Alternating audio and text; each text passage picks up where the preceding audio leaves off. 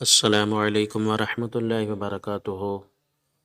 حضرت امام جعفر صادق رحمۃ اللہ تعالیٰ علیہ کی ولادت 17 ربیع الاول 83 ہجری پیر شریف کے دن مدینہ منورہ میں ہوئی۔ حضرت امام جعفر صادق رضی اللہ تعالیٰ عنہ کی کنیت ابو عبداللہ اور ابو اسماعیل ہے، جبکہ لقب صادق، فاضل، طاہر ہے۔ حضرت امام جعفر صادق رضی اللہ عنہ حضرت امام محمد باقر رحمۃ اللہ تعالیٰ علیہ کے بڑے صاحبزادے ہیں، یعنی بیٹے ہیں۔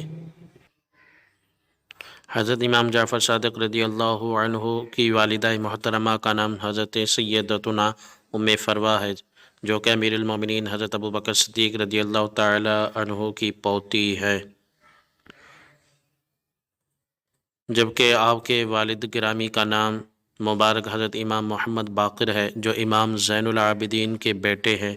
یوں آپ رضی اللہ عنہ والدہ کی طرف سے امیر المومنین حضرت ابو بکر صدیق رضی اللہ عنہ اور والد کی طرف سے حضرت علی رضی اللہ عنہ سے جا ملتے ہیں، یعنی آپ رضی اللہ عنہ والدہ کی طرف سے صدیقی اور والد کی طرف سے علوی و فاطمی ہے۔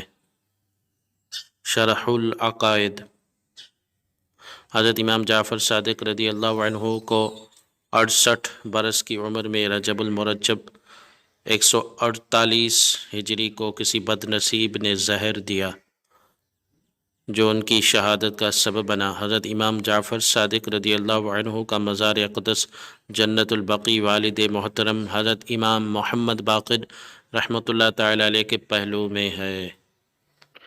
ایک بار امام جعفر صادق نے سفیان ثوری رحمۃ اللہ تعالی علیہ کو ارشاد فرمایا، اگر تمہیں کوئی نعمت ملے تو اکثر شکر بجا لایا کرو، اللہ تعالیٰ کی حمد کیا کرو، اس سے نعمت باقی رہتی ہے۔